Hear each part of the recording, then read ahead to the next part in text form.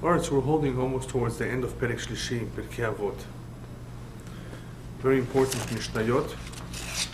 This time it's Rabbi Akiva who's going to advise us. Rabbi Akiva Omer, Tzchok v'kalut rosh margilim la'erva. In this Mishnah there are some ideas of how one can stay out of trouble. There are certain things that can easily lead one to trouble, that can make him make a mistake if he doesn't watch out. A lot of things appear to be sweet, a lot of things are enticing, tempting, but nonetheless, it's a trap. That's how it is. Sometimes in life we have to learn the hard way. But we don't need to learn the hard way if we learn the Torah. We learn the advice, whether it's in Pirkei Avot, Mishlei, Kohelet. There's so much good advice. And I tell people this many, many times. If they were to learn all of this advice in time, it will help them greatly. Not only help them avoid mistakes, certain mistakes are mir shamayim. You know, we have no choice. It's a tikkun, it's a kapara of sorts. We think we made a mistake, we should have known better, but it's mir shamayim. But many other times, it's simply because of a lack of knowledge. Ignorance is terrible. The more people are aware of certain things, the better they're off. It doesn't mean that that's in itself going to stop them from committing a wrong, but it helps to know certain things. It helps to know certain things because it may affect our attitude. In other words, even if something happens, how do we react to it? How do we deal with it? What's the solution for it? So there's a lot of reason to learn this great chokhmah, this great wisdom, whether it's Pirkei Avot, Mishlei, Kohelet, and then Bichlad, the Gemara, the Midrashei Chazal, the Zohar, the Kabbalah. There's a lot that we could learn about life from these various sources. So here in this Mishnah, there are several ideas, important ideas, that can help us stay out of trouble. One of them, the first one, is Chok v'kalut rosh. Apparently, because this is number one, I'm assuming that Rabbi Akiva says his opinion about this is that this is of extreme importance that people should be made aware of, because many people apparently will make this mistake without realizing it. In other words, naively. Not that people are wicked necessarily, but certain mistakes are made by assuming that certain things are okay, and they may be okay, but if they're in an exaggerated form or without any controls, that's when they can lead to trouble. So Tzchok v'kalut rosh being in first place are dangerous. What is Tzchok v'kalut rosh? Tzchok means laughter, but it doesn't just mean to laugh. To laugh, to smile is actually good. It's healthy. If you go to Chinatown, you'll see at 7 in the morning everybody's laughing. There's actually an exercise in laughing. Laughing is good for you. There's no doubt about it that it's good to laugh and not to be sad and despondent, but it depends at what time. Tzchok, too much of anything is no good, especially of tzchok and kalut rosh. Tzchok, the type he's talking about in English, is called jesting, joking around, as we call it. Just being very, very light. Kalut rosh, levity of the mind, joking around. What these two have in common, tzchok and kalut rosh, is that these are the exact opposite of a serious personality. A serious personality is an individual who doesn't just make jokes all the time. He takes life seriously, doesn't joke around. Doesn't mean that he doesn't like a good joke. Doesn't mean that he doesn't like to have some fun. He's just more serious about everything. He's more focused. And there are individuals who are just the opposite, who have a lot of tzchok and kalut rosh, very, very light-headed, very, very quick to make a joke or to make fun of things. That's what tzchok and kalut rosh means. What these two do to a person is margilim et ha'adam, margilim la'erva. They can accustom one easily to eventually, chas v'shalom, commit a serious sin of erva. Erva are forbidden relationships. A forbidden relationship, you know, the Torah forbids certain relationships, especially without marriage. So, the human being who is attracted sometimes to do the wrong thing, is attracted perhaps to have a forbidden relationship, which is what a nirva is, may not be able to see the limits, the lines that separated him from the Averah because of this nature of being lightheaded. So the lightheadedness, the levity of the mind, the joking, that kind of an attitude all the time with people and with the wrong people, could easily lead to that, could easily lead to him crossing over those lines that he once upon a time did exist, without even realizing it. It just becomes easier for him. There's no seriousness, there's no limitations. That kind of a nature is dangerous. But it's more than that. It's not just that kind of a nature. For one to actually commit a sin that involves arayot, forbidden relationship, that which is forbidden, in other words, it's off limits, it has to be that he has lost his busha, he has lost his shame. Because shame is a form, or is a fence of a certain type that prevents people from committing sins. They don't want to be caught, they don't want to be seen, they don't want people to know about it. So for a person to actually get involved, he is basically on the verge of losing all shame. And that which once upon a time appeared to him to be serious or off limit is no longer, does not have that appearance anymore. So this kind of a behavior is dangerous because it actually removes that clarity that we once upon a time had.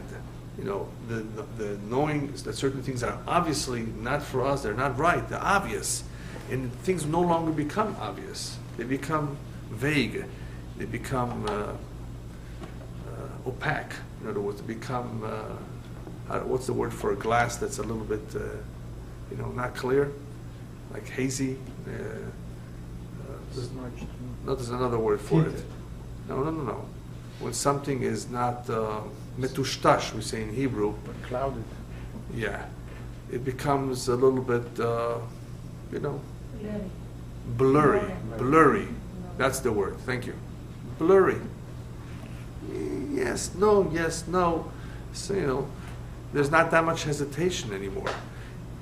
So this kind of an attitude, chok vekalut rosh, which means that, a person just doesn't take everything as seriously as it should, could be very, very dangerous. It could lead one to erva. The reason it says the word margilin means to accustom, is because once a person gets used to something, he just goes after it, he goes searching for it. Whereas once upon a time he may have had to think 10 times about it. Should I not? What are the consequences of this? Initially that's what people think. If something is off limits, they really think about it. So margilim, like the word regel, foot, they just take it automatically. It's like somebody who's addicted to a drug, addicted to alcohol. It just goes. He doesn't think too much about it. Doesn't think about the consequences. That's the best thing to do. We were advised that before. Always think. Always evaluate. Try to be, try to judge the situation. Try to see what this could lead to. Not everybody thinks. People act very, very,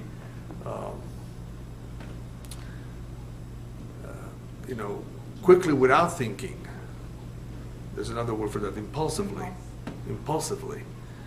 without too much thought. And that's when mistakes happen.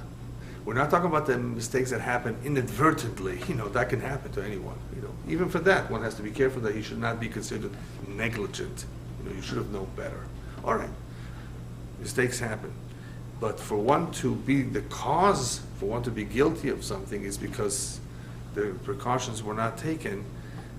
That's, of course, a whole different story. That's what Rabbi Elyahu is telling us. Listen, don't think that life has changed. The world is the same world as it used to be in many respects 2,000 years ago, close to 2,000 years ago, where Rabbi Elyahu was saying this, about 1,900 years ago, give or take. Nature of human beings is pretty much the same. People have weaknesses. And that kind of attitude of very, very light and not serious, which at times is nice, that you're easygoing, that you're happy, that you laugh. Yes, to laugh, to have a joke, to break the routine, the boredom, whatever you want to, in class, some rabbis, before they began this shiur, they would say something humorous to get everybody awake and to focus. This would get them, this would bring them alive, But as a general attitude, it's unhealthy because it could lead to the wrong things. Next, advice. Masoret siag la Torah. Masoret means tradition. What's so special about tradition? What does tradition mean? I mean, we have the Torah, we have the Gemara, we have the Zohar, right? We have the Kabbalah. These are all part of our, part of our sources of learning. This is where we take all of our learning from. So what is unique about Masoret?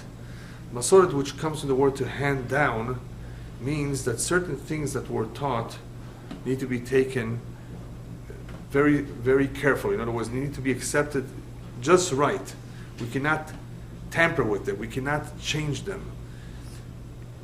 A lot of what is written in the Torah has interpretation, right? You don't just take the words literally.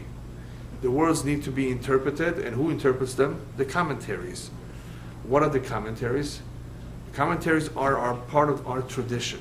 In other words, they know it was handed down to them the exact meaning of what this verse is saying. Because if you follow the words literally, sometimes you can make a mistake.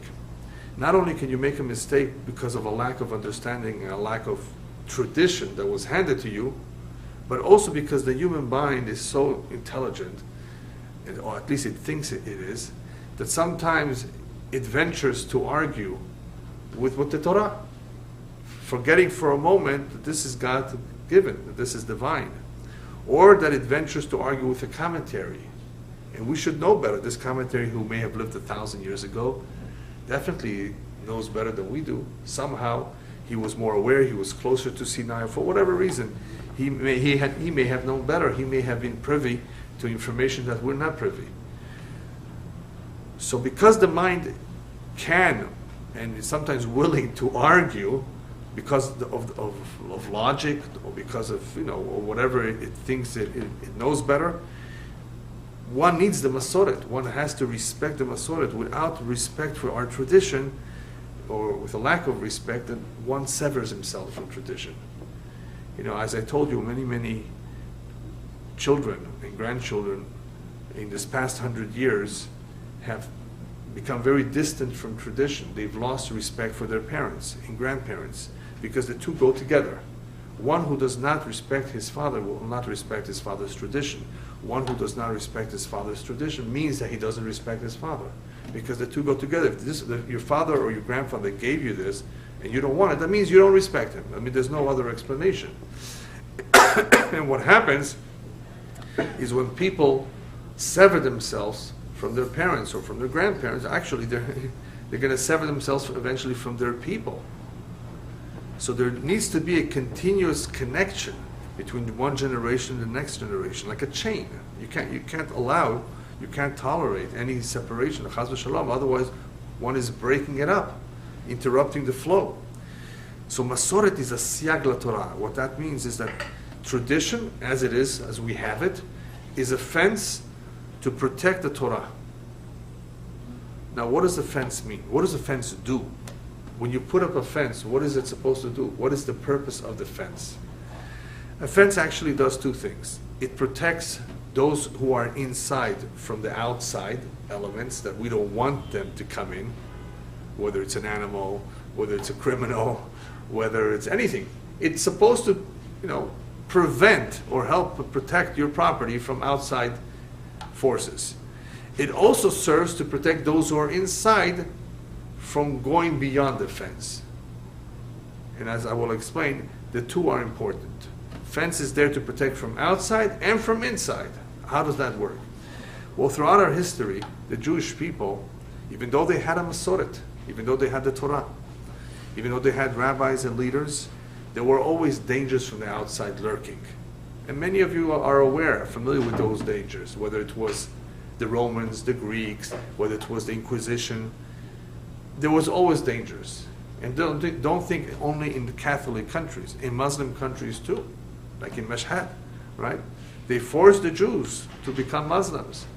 There were, depending on who the Qadi was, or who the Imam was, or who the leader was, it could have been trouble for the Jews. There was all kinds of pressure. And then there were economic pressures, like the ones that they had in this country at the turn of the 20th century when Jews started coming here. What do? you can't work on Shabbat, and the guy's telling you, you want to work for me, you have to work on Shabbat. What do you do? So their faith was being tested. These are forces, iyumim, as we call them in Hebrew, threats that are coming from the outside, trying to break through this fence. The Torah is the fence. No, we're not going to let you in. What you're trying to do is remove Brit Milah, like they're trying to do in Europe today. No Brit Milah. Oh, you can't slaughter animals either. It's so painful for the poor cow, to use a knife. They were able to slaughter and butcher people, human beings. Here they're telling us not to do this to a cow, and we do it in the most humane way. So, all kinds of, and it's so fascinating that we're in the 21st century and they're actually still talking about these things. It's for sure anti-Semitism. There's no doubt about that. Why are they starting up all of a sudden, right? It was quiet for all these years. Brit Milah, Shechita, nobody said there was anything wrong with it. All of a sudden, you have some leftists or some anti-Semites who have nothing better to do, just to pick on us. We won't allow this in our country. So you see that in every generation, in every country, there's all kinds of threats that, all kinds of issues. What do? You go to a hotel. I'm going to give you a cute one. This is a cute form of threat. It's not a big deal, but okay. Baruch Hashem, you're in a hotel. It's a 5-star hotel, and they really treat you nice. They even gave you a bargain, $50 a night. You'd grab it, right? 5-star hotel, right? I'm not talking about in Alaska in some place. 5-star hotel in your favorite place. Okay, so you're all excited. You got a good deal. 5-star hotel for $50 a night, and you're going to stay there Shabbat too. And then they give you an electronic key, right? Electronic. You've seen them, right? You slip them in, and that's a problem for Shabbat. How are you going to open your door on Shabbat with an electronic key? You don't want to be mechalel Shabbat. You don't want to desecrate the Shabbat. Oh no! What now? So all of this technology, I don't want to call it a threat necessarily. It's a challenge. How does halakha deal with something like this? What's the best way around it? There may not be a good way around it. You may just have to leave your door open. Not at night, of course, when you're asleep, but when you're going outside, and hopefully no one will enter that room. Put your "Don't Disturb" sign outside, and don't leave any valuables in there. That's all. That's one way. There's several ideas of how to deal with it. I'm not going to get into that right now. I'll just give you a quick, small example of small threats or challenges, better let's call them challenges, to our faith, that here we have to contend with new technology. And how does that, how do we deal with it? So anyway, Masoret. Masoret means we have a tradition. We know how to interpret a situation and how to use our sources of learning to be able to decide the halakha. Not everybody knows how to do that. A rabbi who's knowledgeable and familiar with halakha is able to look at a situation and say, okay, what are we going to do now? Somebody comes to Israel, he's in Israel, and he's going, and the woman is going to have a baby, or the man is going to have a surgery. It is Shabbat. They took him to the hospital. You're allowed to, right? Sure. But they tell him, listen, before we take you in, you got to sign. Shabbat. No, I'm sorry, we won't let you in unless you sign. So you have a group of people there that Baruch Hashem are knowledgeable in halakha, and they're scientists who were trying to help, the Jewish community. They came up with a pen that's kosher for Shabbat. The way this pen works is that you write your name, and 5-6 hours later, the ink disappears. By the time 5-6 hours went by, it's already Motzei Shabbat. You take a pen and you sign again. And any ink that's not permanent, if it's just wrote and eventually disappears, that's not forbidden by the Torah. It's only midrabanan. By rabbinic decree, you cannot use these things. But here, because there's a great need, that would be the second best situation. Or elevators. Elevator, how do you go to your 30th floor? If you're living in an apartment building, that's all you. I'm not I'm not so sure that's such a good idea to live on the 30th floor, unless of course you have a great view and you can't resist it. But on Shabbat, it's a problem. What do you do on Shabbat? You don't want to climb up the stairs, 30 floors. So there's elevators. They have to have elevators, and the elevator of Shabbat usually works like that it stops at every floor. by itself automatically. And depending on how the elevator is made, depending on the engineering of it, it may be acceptable. Many rabbis accept it. It's not going against halakha per se, it's just a way of dealing with this challenge that we have today in a permissible way. So you need masoret, you need good masoret to be able to help us to deal with all kinds of threats from the outside. But what about the threats from the inside? We said that the defense helps protect those who are inside. That's because, unfortunately, we've always had too much, that threats that were inside, amongst us, amongst the Jewish people, all kinds of movements, including the Reform movement, or the Tnuat HaSkala, the Enlightenment, or the Tzdukim and Baitusim of the past, the Sadducees, or the Karaites, various groups of people that attempted to modify, to make changes in our Torah, to say, oh, this doesn't apply anymore. Today we're modern, You can turn on, the lights, chas v'shalom. You can do this, you can do that. This doesn't apply. Who are they? Who gave them the permission? We have a masoret that hasn't changed. The Torah says it will never change. The Torah says you cannot alter it. You cannot change or add. The Torah knew in advance that these people will come. So therefore, it wrote, this is a sealed book. You can't tamper with it. Nevertheless, they try to. How do they do it? If the Torah says you can't tamper with it, because they say it was a committee. It wasn't God-given. The moment you say it was a committee, well, we're a committee too. We can make changes the way just like they did, we can do it too. The moment you remove God from this, that spells trouble. And that's where all the problems really begin, when Yirat Elokim, when the fear of God is removed. As we said before, when a person has no shame, he doesn't see any limits, no limitations. The shame basically removes the limits that may have existed. And the same thing with the lack of fear of God, then the person feels, I'm not accountable, there's no reason why I shouldn't do it. So he ventures to do anything he wishes to, whatever he believes in. So Masoret Siyag La Torah, very important idea that the tradition that we have actually helps us in many ways. Not only does it protect us from all sorts of influences, but it helps us understand our Torah. What would happen if we wouldn't have Masoret? Let me give you an example of what would happen if we had no Masoret. Part of our Masoret is the vowels of the letters. You look at a Sefer Torah, right now you will not see any vowels, you only see letters. How do you know how to read it? Without vowels, sometimes a word could mean one or two things. Most words, even when you read Farsi or Arabic, you may be able to read it okay because you're already you're familiar with the word. You see it, you don't have the vowels, even though it has vowels. The real way to do it, and that's the way kids learn Arabic and Farsi, right, is with vowels. A or E, right?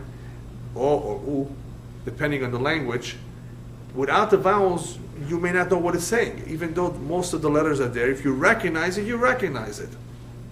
Hebrew too, when you read the Torah, when you read even Lehavdil, a newspaper, no vowels, how are you able to read it? Because you're familiar already with the words, right? Here's a word, I'm going to give you a few words that without the vowels, it could have a completely different meaning. You see the word Zayin Kaf Resh. Zayin Kaf Resh, you see that, and you say, what's that? That could either be Zachar. Zachar means a male, a man, right? Or it could be Zecher, something to remember. Timche et Zecher Amalek. There was once a mistake made. Somebody read it, Timche, it's Zachar Amalek, all the males. It doesn't say all the males, it says it's Zecher. Anything of Amalek, any Zecher, any vestige. The word Zecher, Zachar, two different words, two different meanings, depending on the vowels. Here's another one. Lo tevashel gdi, don't cook meat, with chet lamed bet, imo. Don't cook meat with the something of its mother. What is it? What's that prohibition? Bachalev imo, right? Don't cook meat with milk, with the mother's milk. The word het lamed bet, if it doesn't have vowels, could also mean chelev. The Torah speaks about us not eating. You cannot eat a chelev of an animal. Chelev is that fat that looks like snow, white. White. It's not the grayish fat that sometimes comes with meat. It's chelev that before it comes to you, before the butcher packages it, here it has already been removed through a special process. People who know how to remove it and which one is forbidden, remove it. That's a very important. You're not allowed to eat it. It's asur mamash. Tremendous sin to eat chelev, just like to eat blood. We don't eat blood. The blood is removed through salting the meat, right? And the chelev through a process of, using a knife, special tools, instruments to just remove it. So without the vowels, how are you going to read it? Halav or chelev? Which one is it?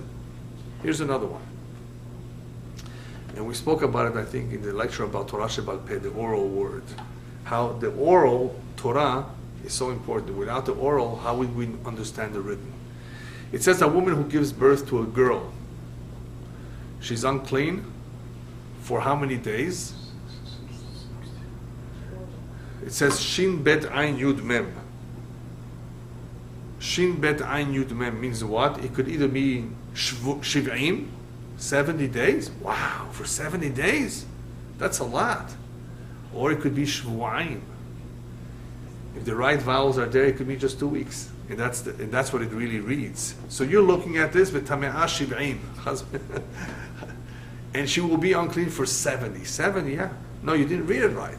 Tame'ah Shvu'ayim. 2 weeks. Look at the difference between 2 weeks and 70 just because of the vowels. Without Masoret, you wouldn't know it. Then there is Sukkah. Sukkah is written 3 times in the Torah. Twice it's written without a vav, and once it's written with a vav. Samach vav, kaf hey, and sometimes it's written without the vav. Samach kaf hey. And we learned something from this. Don't think just, it's random. Nothing is random in the Torah. Whether if a letter is missing or there's an extra letter, it always comes to teach us something. And in Sukkah, we learn something from it. That the tradition tells us that the Sukkah, even if it's missing one wall, it only has 3 walls, it's still kasher. That's an important halakha for us to know. Otherwise, I would think, in building a Sukkah, in performing that mitzvah, I need to have 4 walls. No. The halakha is if you have 3 complete walls, it's good. And even if the 3rd one is not exactly complete, we have the additional details of halachot in the Masoret, in the Torah Shebal Peh, of how to build a Sukkah, even if it's smaller measurements. But all of these are examples of Masoret.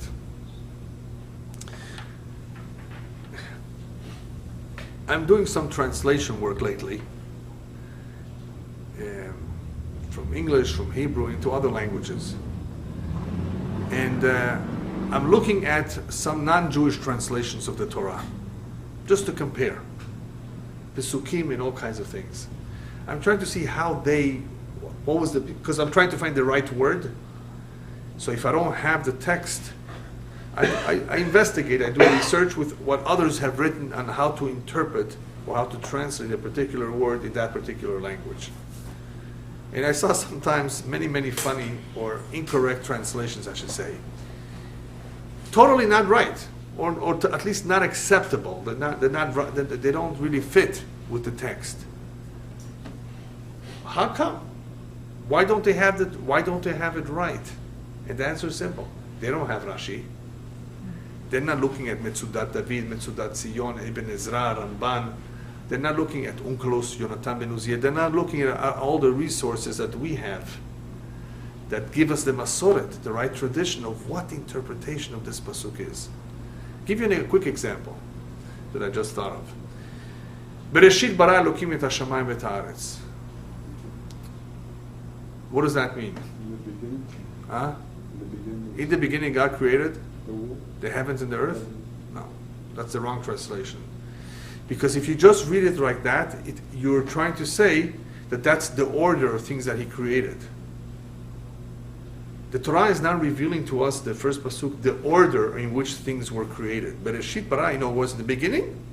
You know what God created first? Et hashamayim v'et haaretz. No, that came later on. There were other things that were created before the shamayim and the haaretz. Right? You look at the Sefer Bereshit, you will see what's created on the first day, what's the second, third. That's not in the beginning. What is the meaning of the pasuk. The word be, reshit, is in the English would be correctly translated in the beginning when God began to create the heavens and the earth. Or you have to add the word when He began to create. At that point when He began the process of creation, and the land was void and empty. In other words, the Torah is not revealing or telling us what the order is, which appears it is. It's telling us, Bereshit bara Elokim et hashamayim v'haaretz v'haaretz hayta tohu vavohu. In the beginning, when He was creating, at that point, this is what the earth looked like. You see what I mean? It's just one word. When. Instead of saying, in the beginning God created heaven, in the beginning, when He was creating, this is the way the world looked like. It has nothing to do with the order. So without the Pirushim, without the Masoret, we would not understand what the Torah really wants to tell us over here. So that's why Masoret is so important. So here he says, it's a siyag la Torah. In other words, it's a protector of Torah. It helps us to continue with the tradition the way it was till now. One just additional idea of how it protects us. How does it help us? You learn the Chumash, you learn about Yosef, and you will learn about David HaMelech. You will learn about all kinds of personalities, individuals, in the whole Tanakh, right? And you may get an impression about these people. Did you ever see the movie, The Ten Commandments? I'm not saying people should see these movies, but in case you did see, do you think Moshe Rabbeinu was like that guy who played Moses? Or any of the other actors? How did they decide how the actor should play Moses? What kind of a personality he should be? An angry one? Why not use a comedian? In other words, what did they choose? Where did they get their information to decide what the individual should be like? They read the Chumash. That's it. Pretty much that's it. And they figured out, listen, Yosef was like this, David was like this, and Moses was like that. Without reading, without learning the Gemara, the Mefarshim, the commentaries, our tradition, one does not have an accurate picture of these personalities. When you read the Gemara, you see that Yosef was a big tzaddik. He was righteous. When you read the Gemara, you see who David HaMelech really was. You don't get that. You get the wrong idea. You may get the wrong idea just from reading the Tanakh. What he did. You say, David HaMelech could do that. How did he do that? If you don't read the Mefarshim, you don't read the Gemara, people may come to the conclusion, he's just an ordinary man, just like everybody else. No, he was a very special man. If Hashem chose him to be the king, he must have been very special. Well, how do you know that? Well, you have to learn everything else about him, not just read the Mikra. That's why it's so important to go with the Masoret. Masoret means that we don't second guess. We don't second guess the people. We don't second guess the Chachamim. Even though to us it may certain things may appear to be different than the way they understood it. Chaz v'shalom, if a person does not respect the Masoret, he can, again, that mind, that intelligent mind, that logical mind may want to argue, may want to offer another opinion. They didn't know. They weren't aware of this. Today we're aware of this. We have telescopes. All kinds of things that today many Jews who are trying to defend science, unfortunately, they don't want to defend the Torah, they want to defend science, and to reconcile the two, they're saying, the Chachamim were not necessarily so knowledgeable about this area, Chaz v'shalom. They were very knowledgeable, just that we don't perhaps understand what they wrote.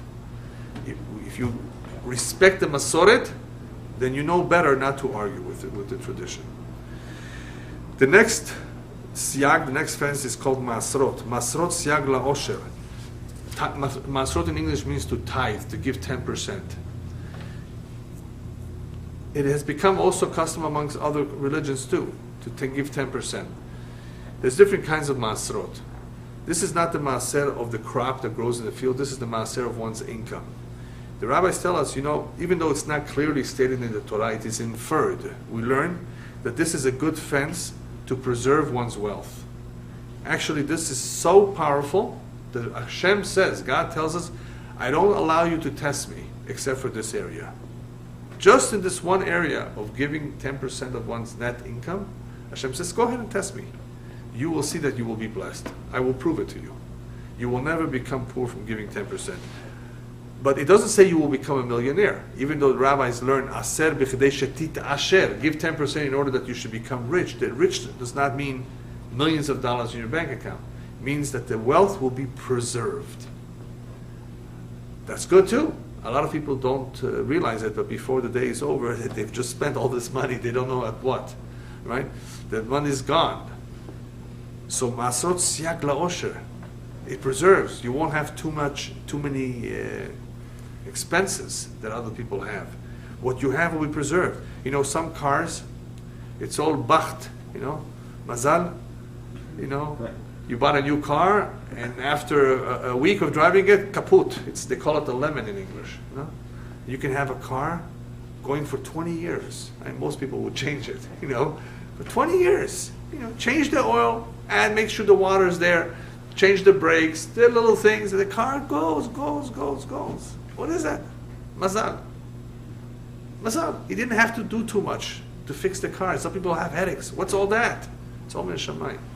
It's all from heaven, all according to his mazal, how much headaches he's supposed to have with his house, with his possessions, with everything. So if you want a good protection for the wealth, for the money, ma'asrot. So this, what he's telling us here, first of all, is a segula. This kind of offense is actually, segula means a very, very powerful and special force or power that works metaphysically.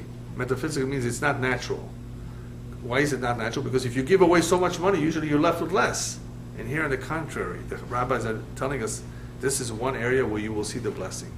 There's a famous midrash with a story of a father right before he passed away tells his son, listen, you see the field that I'm giving it to you, you're about to inherit, it was great field. It produced 1,000, let's call it bushels, 1,000 bushels of wheat every year. And from the 1,000 bushels, I gave 100 bushels for tzedakah, for maaser.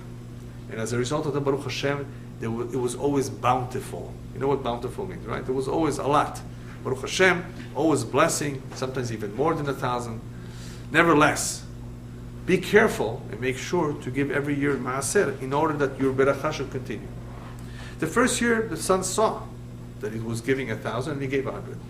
But after that, he became a little bit of a chasis, right? And he says, no, I want to economize a little bit. I want to give less. I want to give a little bit less. So he started giving, instead of 100, he gave 90. He gave 90. So guess what happened? The next year, he had 900. He was stubborn. He continued to give less. The next year he gave 80, he had 800. 70, 700. 60, 600. Until finally, all he got was 100. The most the field gave him was a yield of 100 bushels. Exactly the amount that his father used to give for maaser. When his relatives found out about it, they decided to come visit him in their best clothing. You know, clothing of Hagim. As soon as he saw them, he says, you came to make fun of me, right? You're dressing up, you're celebrating. No, chas v'shalom. We didn't come to make fun of you. We came to honor you. See, it used to be that you were the owner and Hashem was the Kohen. You know, that you gave all this to tzedakah. Now, Hashem became the owner and you've become the Kohen. Because you're the one that's getting the 100. Instead of Hashem giving the 100. Look what you did to yourself. Don't you realize that? So the story doesn't go on after that, but we understand from this a very important lesson is that you don't play around with this. You see it in real life. Midah keneged midah, measure for measure. When it comes to tzedakah, a person who is giving to others, Hashem always gives him.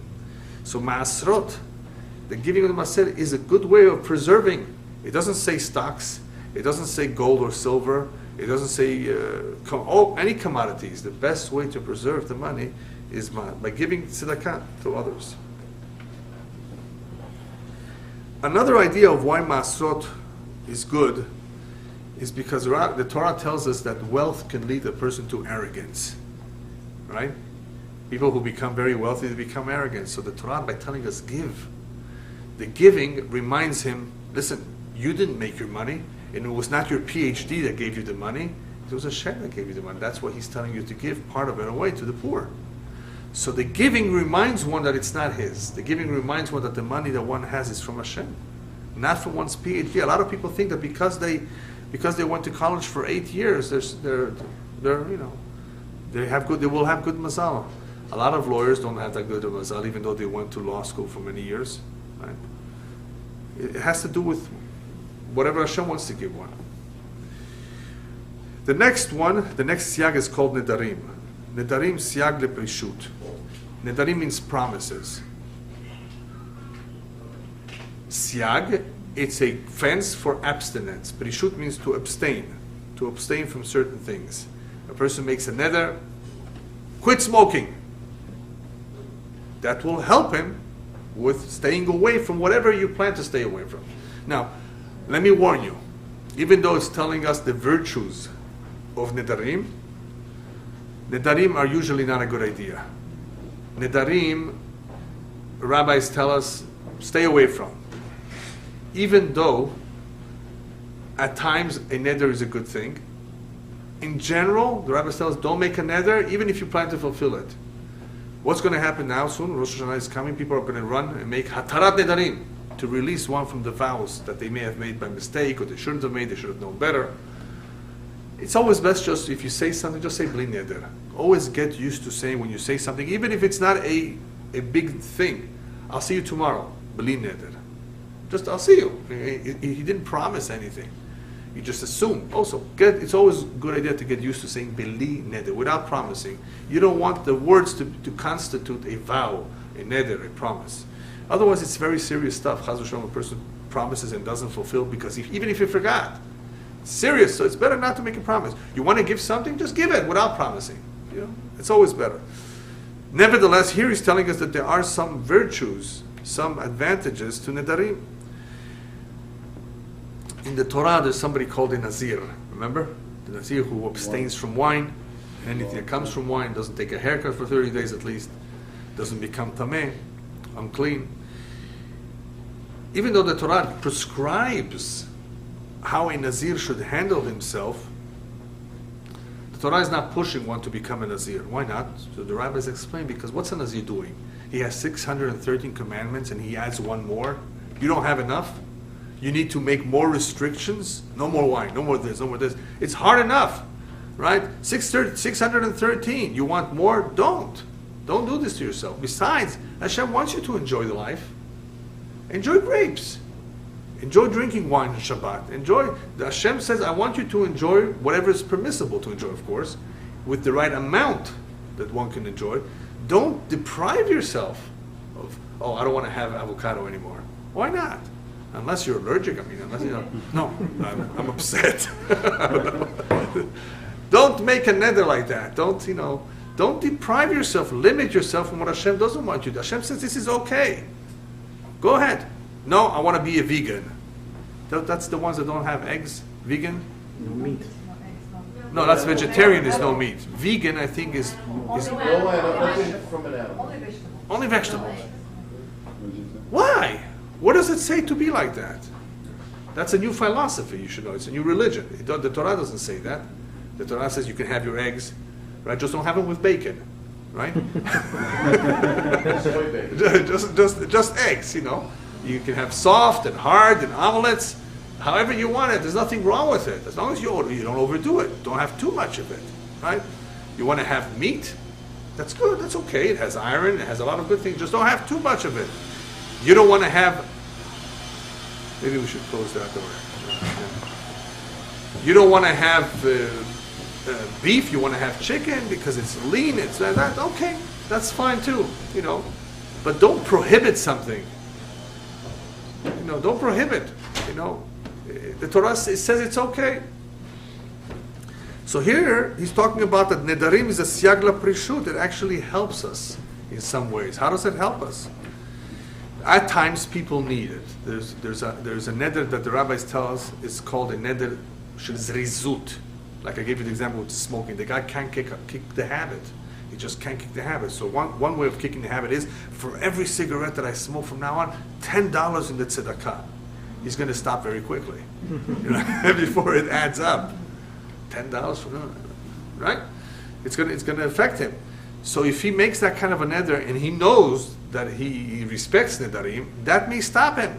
A guy who's having a problem with the diet, just can't lose it. He always sees a good tasting food. What's the name of that? The Persians have it in weddings sometimes. It looks creamy, and it's made from rice, but it's like a pudding. No. Sweet? It's orange color, and you see it. You see big trays of it. I think that's the one. Yeah, that's the one.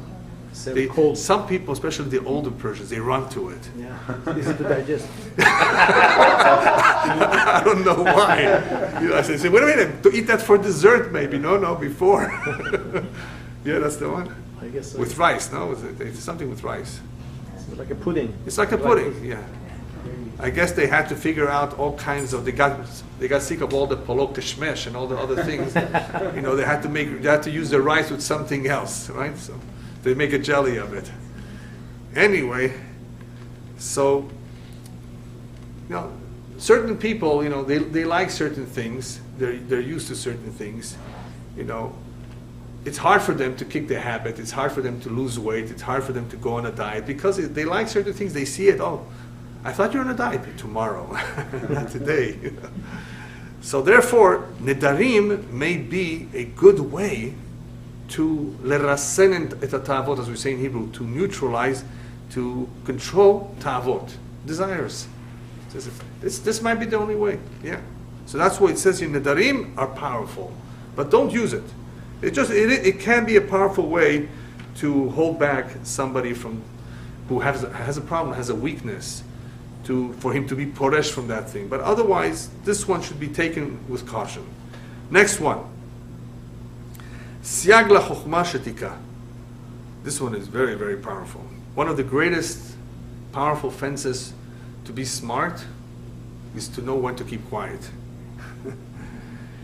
The moment we say a word, we may not be able to take it back. That's it. It's gone. It may have offended someone. It may have done harm. So before we say, think before you talk. There's a saying, there's an English saying or Swiss proverb, I forget who it is from, that speech is silver and silence is golden. You may have heard about it. Well, the rabbis in the Gemara say it differently. They say mila besela umashtuka b'shtayim. A word is worth one sela, whereas silence is worth two. In other words, silence can be more valuable, more precious than speech. Speech is important. You can do a lot of things with good speech, but silence many times wins. It's more precious. As Mishlei tells us, Solomon tells us in Mishlei, Gam evil maharish chacham yechashev. Even a fool, when he keeps quiet, people think that he's smart. Look at all the senators when they keep quiet. You think that they look, their hair is combed, they're wearing a nice tie and a very expensive suit. You think the guy is who knows what. He's a smart person. He went through college for 25 years, and who knows? Maybe he's the next president of this country. And it turns out that he's completely empty. If you start speaking to him, he knows nothing. So how did he get elected? Because he was on the ballot. When anybody can, if you're an American citizen, you can be elected no matter how little or how much, it has nothing to do with knowledge. The IQ can be minus 10, if there is something like that. Right? So what? Anyway, so siag la'chokhmah shtika. It can help even the fool. He doesn't want to reveal how little he knows. He keeps quiet. Once he starts talking, he opens his mouth. Then you will know that he's really a fool. But why siag la'chokhmah shtika? Why is it a good fence? Because a lot of trouble that we have in life is because of our mouth.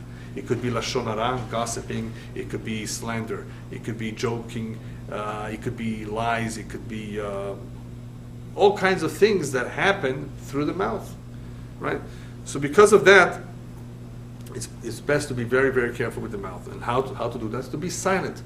When you're silent, you're also able to hear what somebody has to say, and then answer. If you're learning something, you will learn better by listening to everything that is being discussed and then talking, not interrupting all the time. So siyag la-chokhmah shtika, a very good fence to preserve the chokhmah, is not to always talk, is to really think about everything before you say it. However, I found one very beautiful idea expressed in these words. The rabbi, I forget his name, rabbi from Husiyatin, I think, said like this: if siyag la chokhmah is shetika, if silence is a fence for chokhmah, then what is the chokhmah itself? In other words, he's giving it another twist. If keeping quiet is a fence for chokhmah, then what's above that? What is the chokhmah? The chokhmah is above that, right? What is chokhmah then? Keeping silent is good. Then what's better than that? What is the chokhmah itself? So let me give you an example of what he's talking about and you will understand. Husband and wife have been living with each other for a number of years. And let's pick on the husband for now. The husband is very upset at the way his wife does things around the house.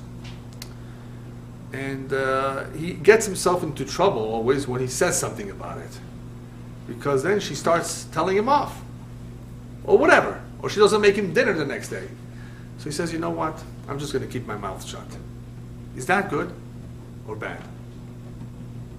What do you say? Good. Between the two? He wants to stay out of trouble. No, between the two it's better. Which but one? I think there's even better than Okay, we're going to get to that. But yeah. He say, I don't want to get into trouble. I learned the hard way. I'm just going to keep my mouth shut. He's smart. Siyag la-chokhmah shtika. So this rabbi says, hey, you don't win with this. Why? Because a person can keep quiet when he's in trouble and still feel bitter inside. You know what's chokhmah? It doesn't even bother you anymore. You train yourself that when you see a situation that is unpleasant, that is not to your liking, that you disapprove of, say, okay, no big deal. I can live with that. Everybody's different, right? It's a democracy. However you want to look at it. Don't let it bother you. That's a much greater chokhmah than keeping quiet. Keeping quiet, by the way, is a good thing to do at home and in many, many times, but it doesn't always work because your wife may ask you, why are you so quiet today? Then what do you do? You say, I took upon myself a ta'anit dibur. That's an excuse. Ta'anit dibur is there's a ta'anit, a fast, where you don't deprive yourself of food. You don't talk the whole day. Some people do it so it helps them, cleanse themselves in other ways. So you may come up with an excuse, if she ever asks you. But it is a good idea. Sometimes we have to know when to keep our mouths shut because we say the wrong things, especially if you get upset. You're just creating more trouble, more pain for nothing. So keep your mouth shut. But sometimes you need to say. Speech is important. Speech is important to communicate, to assuage someone's feelings, to calm them down, to all kinds of situations where speech is important. So you just can't keep quiet all the time. And that Kohelet says, "Lakol zman ve'ed lechol chefetz tachat hashamayim." There's a time for everything. So there's a time to keep quiet. But this rabbi came and gave it another twist. Yes, but when it comes to this kind of situations where you're having a hard time with someone, train yourself not to even take it personally, not to feel hard about it, not to feel pain by it. If you can get to that point where what is being said to you or done to you doesn't disturb you anymore, that's the chokhmah. That's the higher level.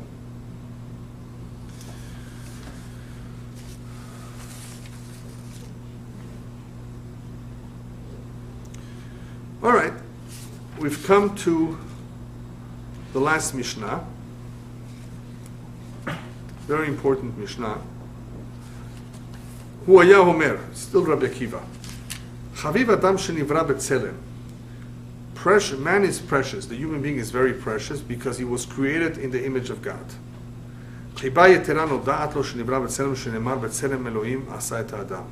It is very special on Hashem's part that He actually informed us. He let us know in the Torah that we were created b'tzelem.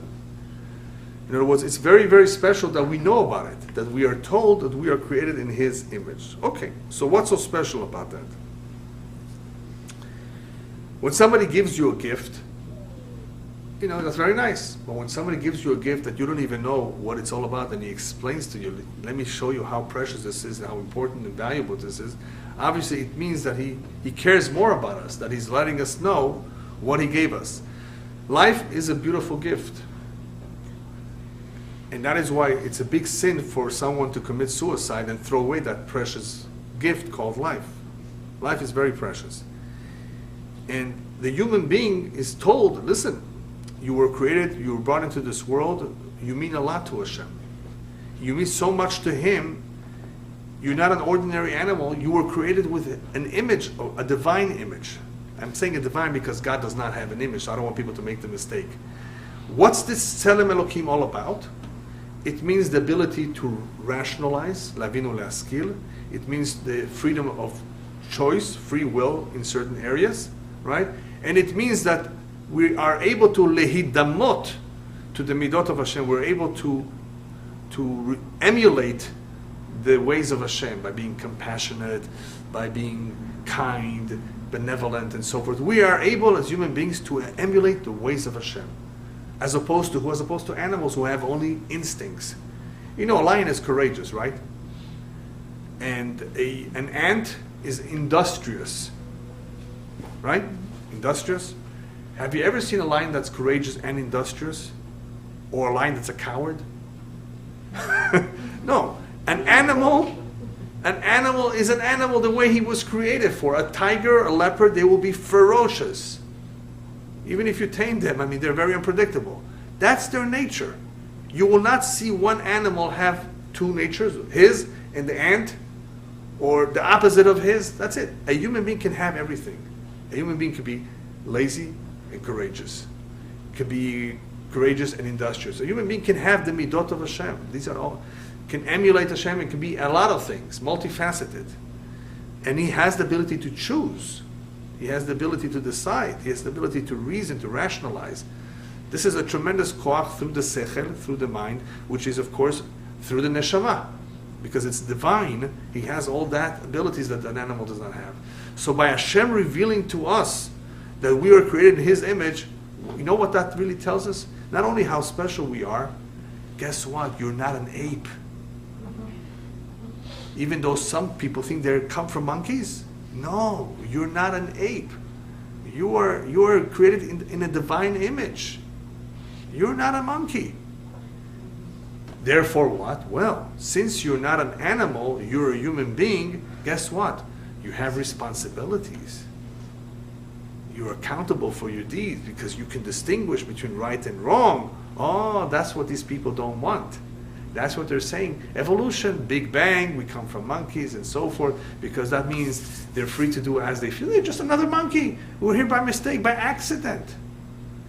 Look at what the Torah tells us. The Torah says, no. You're not an animal. You're not just here by accident. You are here because Hashem put you here, and He's letting you know, He's letting you know that you are special, that you're different than everyone else, and therefore be careful with that gift of life, with that Tzelem Elokim. Chavivin Israel. Now he told us that human beings are special. Now he's telling us the Jewish people are special. Now look at the difference between this Mishnah and the first Mishnah in the Perek. The first Mishnah in the Perek, Akavya b'Mahalalel, was telling us, remember where you come from. You come from a tipas rucha, from nothing. You're going to the grave. There he really lowers the human being to, like they say, to the nuts and bolts of, you come from nothing, you're going to nothing. So don't think so highly of yourself. Obviously, to produce humility. That's what his intention was. But here, Rabbi Akiva is raising the self-esteem back. It was lowered for good reason, but now it's being raised. We need both. A person has to remember where he's come from and where he's going to. But also remember, you're precious. You're very precious. You're different. So here, Rabbi Akiva is elevating man to realize that he's the crown of creation, that the whole world is for him. And the next one is where he's telling the Jewish people, you're not just ordinary human beings. That you were called children of Hashem. And it's so special that Hashem let us know that we are His children. Well, what does children have to do with anything? There was a Persian guy, again Persian, who a couple years ago made a big bar mitzvah. He spent $100,000 on it. That's a lot of money, right? Yeah. So all his friends came over to him. Yeah, it's very nice. But how come the wedding last year for your daughter, you didn't make it lavish? You were so cheap about the wedding. The bar mitzvah you're making up expensive, and the wedding you made cheap? He says, from a bar mitzvah you can't get divorced. So I don't want to take a chance with the wedding. I don't know what's going to happen, but from the bar mitzvah there's no divorce. Very smart. He must have been a Hamadani. No? Anyway, you can't get divorced. What's the point? The point is, could a father divorce his son or daughter or child? Divorce is only husband and wife. They can be divorced. Chas v'shalom. Right? Chas v'shalom, God forbid. Divorce can happen without the Hashem says, we're not husband and wife, you are my children. And I'm letting you know that I'm treating you as a child, so even if I'm upset at you and I hit you and I slap you, I still love you. This is very, very important statement because Chas v'shalom, if one ever finds himself be'et sarah, at a time when he is suffering in pain, he's sick, no money, no job, we are his children. He looks after us. What's this going on in our life? We don't know. We don't know everything. But it's for our good. We're his children, and the father takes care of them. Most parents love their children. And you know the greatest love on earth, and I'm going to repeat this many, many times because some people don't understand this. The greatest love on earth, more than a husband for a wife, more than anything else in the world, is a father to a child. Much more than the child to their parent. Hashem made it so. That you should be so attached and so loving and so much want for them the best, so you should provide for them. So part of it is instinctual. It's not just, from nowhere. It's part of nature. That's very powerful. Of course, there's all kinds of love. There's a love between husband and wife. There's a love between two friends that can be very powerful too. It can be platonic. It could be altruistic. It could be very passionate. It could be strong. Beautiful. It should last. But parent, children, especially a father or mother to a child, and more a father than a mother. That is why we say in our prayer, Kerahem av al banim. Hashem, please have compassion on us the way a father has for the children. Why not a mother? Well, because there's some mothers who are throwing their babies in the trash cans. Did you see them? You find them all over the place. I've heard of it. Yeah. Not all of them, some. It's a sickness. It's a sickness. Crazy. They're not attached. They're not attached to the child. It can happen. That's what the Torah says. The rabbis use the term Kerahem av, like the pity or compassion a father has. That's much more, that could be strong. Now, there are fathers who are crazy too, right? I'm talking about normal people here. Kerahem av al banim. And that is what I believe most Nuschot on Yom Kippur in the Machzor says, that there is a saying over there, Ki ata avinu ve'anu banecha. Right? If you remember that? Because you are our father and we are your children. In other words, we remind Hashem, this is our relationship. Have pity on us because our relationship is stronger than anything else could be. And this is important when a Jew is especially be'et sarah, he's having a difficult time, he shouldn't despair, chas v'shalom. Even chas v'shalom, he went off the derech, he became distant. Hashem says, I did not divorce you, you're my child, I will never divorce you. Many goyim think, Hashem abandoned the Jews. He did not abandon us. We're his children. So this is a special chibah that he's letting us know that we are banim lamakom. Shenemar banim atem l'Hashem elekochim. We are his children. And last but not least, Chavivin Israel, we're also special in another way. Shenitan lahem kli chemda, that we received a very, very special, precious vessel. What's that? That's the Torah. It's very, very special of Hashem to have let us know that He gave it to us because through it the world was created. I gave you such a precious gift, a precious vessel. Therefore, be careful not to let go of it. This is worth so much. What is this exactly? All the nations of the world got something. If you look at world history, the Greek Empire, the Roman Empire, Great Britain, America, Persia, the Arabs, the oil, everybody got something, It's interesting. If look around the world, especially the bigger countries, the natural resources, all the good things, nations received something. And even in the language, different languages are are better for different things. The Jewish people, however, received the Torah. The Torah is the blueprint of creation. It's the map of life. That's more special than anything else. So therefore, when a Jew thinks about it, we have such a small country. It used to be that we had no oil and not too many natural resources. Today they're discovering oil and gas too. But we received the Torah. We received something more precious and more important than anything else. So therefore, he reminds us over here, Al Ta'azov, remember this vessel is something so special that Hashem gave you and no one else. Don't minimize it. And just look at this incredible phenomena. This is no longer only precious to us. In every hotel room, you will find it in a drawer or two. You open up the drawer, the Bible, the Holy Bible. A great number of people in the world, Christian, Muslims, and whatever, they respect this Torah. Isn't that incredible? It's the best seller for who knows how many years. It still is the best seller, translated in over 100 languages. This is the Torah. So unfortunately, sometimes a Jew forgets about that. He has to be reminded that what he has is more important than what everybody else has.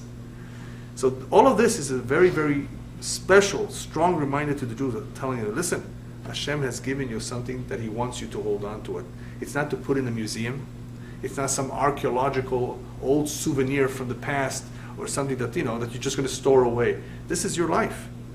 So therefore, Torati al tazovu, don't let go of it for no money in the world. Don't tamper with it. Don't give it away. Don't change it. It was a sad day when it was translated into other languages because they can't translate it right. Therefore, we have to be reminded about this. This is not an ordinary book. However, there's one more thing here. One of the most unique things about the Torah is that it has many, many segulot, many properties that does a lot of good to us. Not only does it protect us from the Yetzer Hara, not only does it give us life, not only does it show us direction. The Torah does so much for us. A life is the Torah. But one thing that is very, very important to keep in mind is that even if a Jew strayed away, far away from the Torah, became totally irreligious, is far, and some people might even think he's a lost case. Not if he gets back to the Torah. If you are able to bring him to a class of Torah, if you are able to sit down and teach him the Torah, if he's able to pour his eyes into the words of the Torah, we have a tradition that the light of the Torah is so shining, so powerful, that in itself will bring him back to the root, to his people, to Hashem. Whereas, other things may or may not. You can argue with him, you can convince him, you're doing the wrong thing, you don't know what you're talking about, you're wasting your time, you're wasting your life, what are you going to do? A guy he's no longer a baby. He's on his own. He has a mind of his own. He wants to marry who he thinks he wants to marry. He wants to lead his life the way he thinks is right. How are you going to convince him? If you are able to ever get him to learn Torah, that's the only thing that can cure him. He may be lucky that even without Torah on his own, because his parents and grandparents shed tears for him and they prayed so much for him that Hashem will drag him in. Okay, there's all kinds of ways that Hashem can bring somebody back. But this is a guaranteed way that if one is sincere, as long as he's sincere and open-minded, of course, and not a mocker who makes fun of everything, if we expose him to the words of the precious word, to the Kli Chemda Kol Torah, then B'ezrat Hashem we will see miracles. And God willing, who knows? You all may know somebody who's far. If you're ever be able to give him a CD or point him to an address on the internet or bring him to a class, you never know. What one word can do. Try it out, you can tell him. What do you have to lose? 1 hour of your life. And it can make a life of a difference, a world of a difference. That this 1 hour that he spent, I didn't know this. That's a lot of people are going to say this. I did know this. Well, because you never learned. How sad that they have been deprived. It's not their fault most of the time. So today is a generation of Mashiach. Today is a generation of bringing people back with Tshuva. That's the biggest mitzvah.